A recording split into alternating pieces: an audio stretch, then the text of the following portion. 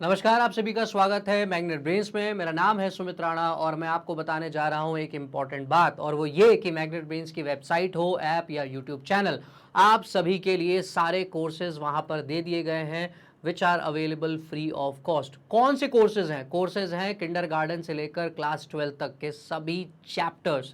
जी हाँ, सभी चैप्टर्स, सभी सब्जेक्ट्स के आपको वहां पर अवेलेबल होते हैं और आप उन सभी चीज़ों को देख सकते हैं फ्री ऑफ कॉस्ट। तो चलिए अब आ जाते हैं अपने चैप्टर में जिसका नाम है Nazism and the rise of Hitler. आज उसका जो हम टॉपिक पढ़ने जा रहे हैं उसका नाम है पॉलिटिकल रेडिकलाइजेशन या political radicalism and economic crisis.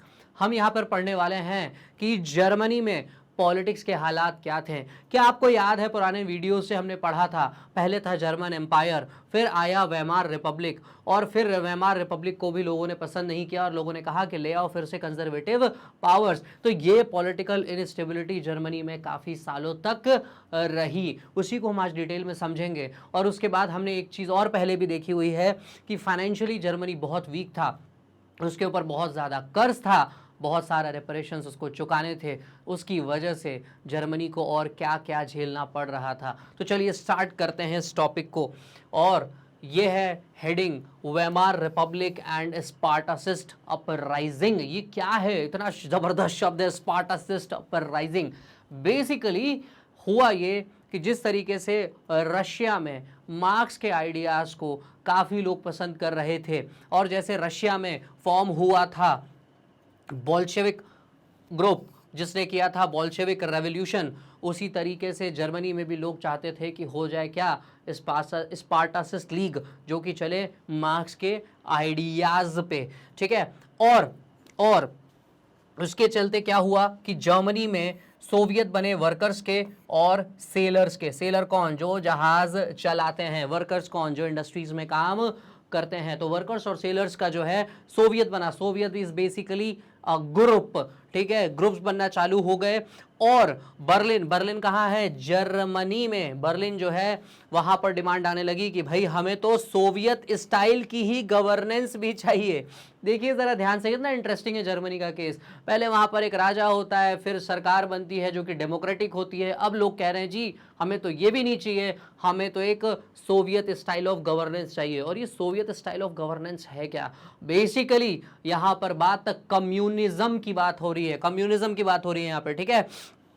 अब कम्युनिज्म को अपोज कौन करेगा? ऑब्वियसली वही जो वेमार रिपब्लिक के सपोर्टर्स होंगे, और वो थे सोशलिस्ट, डेमोक्रेट्स और कैथोलिक्स। तो फाइनली अब टसल देखने को मिलेगा किसके बीच में? वेमार रिपब्लिक के बीच में और स्पार्टासिस्ट लीग के बीच में। तो हुआ ये कि स्पार्टासिस्ट लीग जो है वो प्रमोट कर रही थी किसको? कम्युनिज्म को। और वेमार रिपब्लिक जो है वो डेमोक्रेसी, सोशलिज्म जैसी चीज़ों को प्रमोट कर रहा था। तो होता ये है, चूंकि वेमार रिपब्लिक रूल कर रही है, या कहा जाए कि वेमार में जो है अभी सरकार कैसी चल रही है? सोशलिस्ट लोगों की सरकार चल रही है, तो वो ऑब्वियसली अपना डोमिनेशन दिखाएंगे। और इसीलिए जब भी स्पार्टासिस्ट लीग से कोई आवाज़ उठी, हल्ला हुआ, तो उसको दबा दिया गया। और किसके दम पे दबाया गया? तो एक ऑर्गेनाइजेशन थी जिसका नाम था फ्री कॉर्प्स। क्या नाम था? Free corps. Free corps basically उन लोगों की ऑर्गेनाइजेशन थी जो बनाई थी वॉर वेटरन्स ने। ये वॉर वेटरन्स क्या होते हैं? वॉर वेटरन्स वो लोग होते हैं जो युद्ध कई तरीके के लड़ चुके होते हैं, कई युद्ध लड़ चुके होते हैं, और अब वो फाइनली जो है रिटायर होके बैठे होते हैं। उन लोगों का समूह बना जिसका नाम था फ्री कॉर्प्स। उन लोगों ने लड़ाई लड़ी वेमार रिपब्लिक के लिए और दबा दिया स्पार्टासिस्ट लीग को। और स्पार्टासिस्ट जब हारे तो उन्होंने बनाई एक सरकार, या कहा जाए पार्टी, जिसका नाम था communist party of Germany. Communist party of Germany किसने बनाया था? ये बड़ा ही इंपॉर्टेंट क्वेश्चन है। कम्युनिस्ट पार्टी ऑफ जर्मनी जो है उस बनाया किसने? स्पार्टासिस्ट ने। ठीक है। और जब ये हुआ तो अब एक बात तय हो चुकी थी कि अब कोई भी कम्युनिस्ट और सोशलिस्ट की दोस्ती नहीं करवा सकता। अब तो कम्युनिस्ट और सोशलिस्ट हमेशा ही लड़ते रहेंगे। इतना ज़्यादा इनकी आइडियोलॉजीज़ में गैप आ गया था, इनके विचारों में गैप आ गया था। और उसका प्रमाण आपको दिख रहा है इस फोटो में, जो कि मेरे लेफ्ट हैंड साइड पर है। ये एक बड़ी सी बिल्डिंग है। ये बिल्डिंग कहाँ पर है? ये बिल्डिंग है बर्लिन में। बर्लिन कहाँ है? जर्मनी में।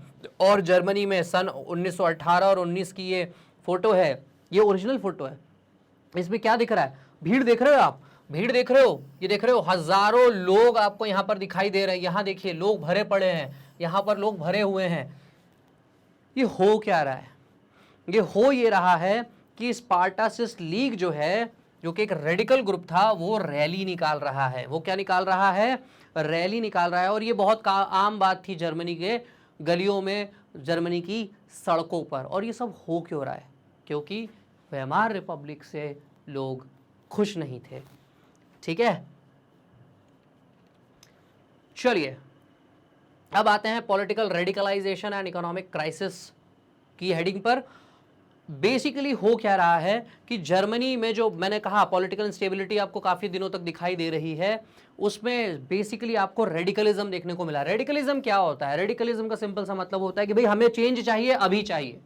बहुत ही वायलेंट और बहुत ही अग्रेसिव नेचर होता है उन मूवमेंट्स का जो कि रेडिकलाइज्ड होते हैं। ठीक है, और इसमें कहते हैं ना कि आग में घी डालने का काम, आग में घी डालने का काम किसने किया? Economic crisis of 1923। मतलब ये कि लोग वैसे ही पॉलिटिक्स से खुश नहीं थे और इकोनॉमिक्स धीरे धीरे डाउन हो ही रही थी, या इकोनॉमी धीरे धीरे डाउन हो रही थी। जर्मनी की हालत फाइनेंशियली खराब हो रही थी। और जब 1923 में इकोनॉमिक क्राइसिस आया तो लोगों का गुस्सा बढ़ गया बहुत ज़्यादा, जो कि अब कंट्रोल नहीं हो सकता था। और ये कंट्री जिसकी हम बात कर रहे हैं जर्मनी की, इनके साथ दिक्कत क्या थी? एक तो कभी भी ये कोई भी युद्ध लड़ता है, इट्स नॉट अबाउट जर्मनी, कोई भी युद्ध लड़ता है तो वो कर्जा लेकर लड़ता है, वो लोन्स लेकर लड़ता है। इन्होंने कर्ज लिया, वॉर लड़ा, हार गए। अब रिपरेशंस देने हैं, मतलब अब आपको भुगतान करना है, जो किया है उसका फल तो आपको मिलेगा ही। तो इनको जब कहा गया भाई कि पैसे दो, 6 बिलियन पाउंड्स दो, पैसा तो इतना था नहीं, तो कहा गया चलो गोल्ड दे दो, सोना दे दो। ठीक है, और सोना ये कहां से देंगे? तो ऑब्वियसली जो इनके पास गोल्ड रिजर्व्स थे, लेकिन वो तो धीरे धीरे डिप्लीट हो ही रहे थे। ठीक है, तो फाइनली ये हुआ कि रूर एक रीजन है, ये देखिए मैप में, ये है जर्मनी का नक्शा और ये है RUHR रूर। ठीक है, RUHR रूर, इसको किसने अपने कब्जे में ले लिया? फ्रांस ने अपने कब्जे में ले लिया, क्योंकि ये रूर एरिया जो है, this is very famous for the coal. किसके लिए फेमस है? ये कोल के लिए फेमस है। किसके लिए फेमस है? कोल के लिए फेमस है। तो फ्रांस ने कहा पैसा नहीं दोगे, हम तुम्हारा सामान ले लेंगे, हम तुम्हारी ज़मीन हड़प लेंगे। इन्होंने रूर रीजन को कब्जे में ले लिया और यहाँ से वो कोल निकाल कर जो है अपना पैसा वसूल रहे थे।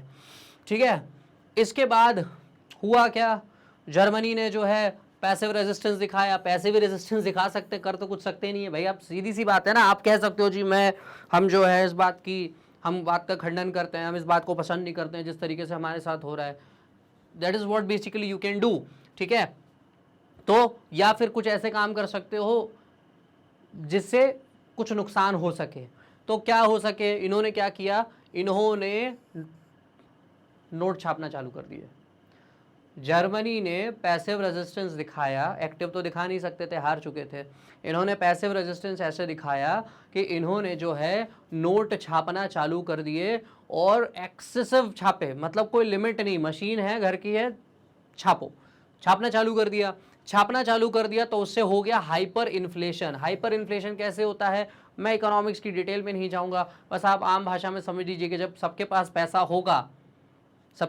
पैसा होगा और प्रोडक्ट सामने रखा है खरीदने के लिए, तो हर कोई मुंह मांगी कीमत देने को तैयार हो जाएगा। ठीक है, कुछ ऐसे ही हालात बनने लगते हैं।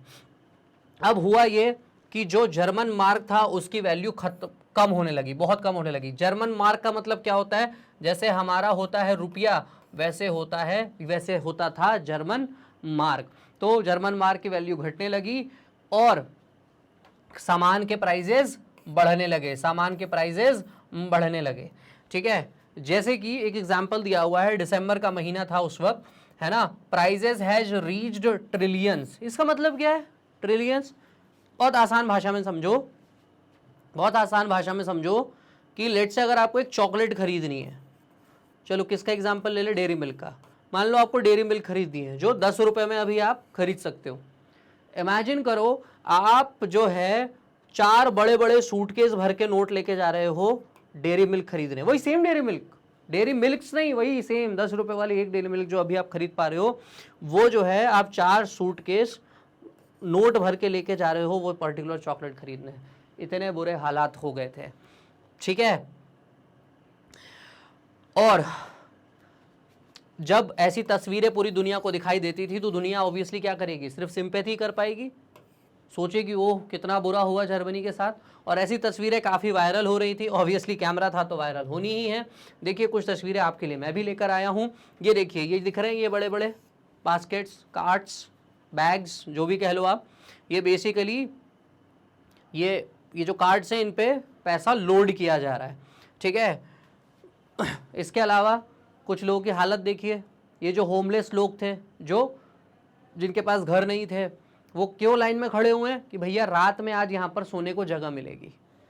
आप फाइनेंस देख रहे हैं कितनी बुरी हो जा रहे हैं। आदमी के पास किराया देने के लिए पैसा नहीं है, घर खरीदने के लिए पैसा नहीं है, और जो शेल्टर होम्स रात में आप जहाँ पर जाके सो सकते हो वहाँ पर भी सोने के लिए लाइनें लंबी होती चली गई क्योंकि लोगों के पास पैसा था नहीं, ठीक है। और महंगाई इतनी ज़्यादा थी कि भैया अगर आपको एक ब्रेड का टुकड़ा खरीदना हो, ब्रेड क्यों कह रहा हूँ भाई, इंडिया में रोटी चलती है ना, हर जगह रोटी थोड़ी ना चलती है, ठीक है, बात समझ में आ रही है। तो ब्रेड अगर आपको खरीदना हो तो उसके लिए भी ट्रॉली भर के नोट लेके जाने पड़ेंगे। मतलब एक ब्रेड का पैकेट खरीदना हो तो पहुंच जाओ ट्रॉली भर के पैसा लेके मार्केट में। This was the crisis which people of Germany were facing. इसके बाद हुआ क्या, जैसा कि मैंने कहा, जर्मनी की हालत हो गई खराब, दुनिया ने देना चालू की सिंपैथी, तो अमेरिका को भी लगा भैया हमें भी कुछ करना चाहिए। तो एक अंकल आए जिनका नाम था चार्ल्स गेट्स डॉविस, ठीक है। इन्होंने एक प्लान बनाया कि यार देखो पैसा तो फ्रांस को चाहिए ही ना, तो हम कुछ और तरीके से दिलवा देते हैं, ठीक है। तो उन्होंने एक प्लान बनाया, प्लान हम डिस्कस नहीं करेंगे because it is not the part of the syllabus, ठीक है। फाइनली क्या किया अमेरिका ने, मुद्दा यह है क्या किया अमेरिका ने, अमेरिका आया जर्मनी की रक्षा करने, डॉविस प्लान बनाया, डॉविस प्लान किया। डॉविस प्लान बेसिकली बात किस पे करता है, डॉविस प्लान ये कहता है कि भाई किस तरीके से आप अपना जो रिपेरेशंस है वो कैसे दोगे, है ना, जो आपके पास आपको कहा गया, फाइन लगा एक तरीके से आपके ऊपर कि आपको इतना देना है, आप कैसे दोगे, ठीक है। और फाइनली क्या हुआ, उसकी वजह से कहीं ना कहीं जर्मन इकोनॉमी स्टेबलाइज हो गई और हाइपर इन्फ्लेशन की जो हालात थे वो धीरे धीरे कंट्रोल में आने लगे। आई होप आपको ये टॉपिक समझ में आया होगा। If you have any doubts, then definitely put it into the comment section. And if you want to see more lectures on different variety of subjects, then do visit the website of Magnet Brains, the app of Magnet Brains, or the YouTube channel of Magnet Brains. और कैसे पता चलेगा कि ये updates कहाँ कहाँ हो रहे हैं, वेबसाइट पे क्या अपडेट है या यूट्यूब चैनल पे क्या अपडेट है, तो definitely you can go and check all the social media platforms of Magnet Brains. Thank you so much.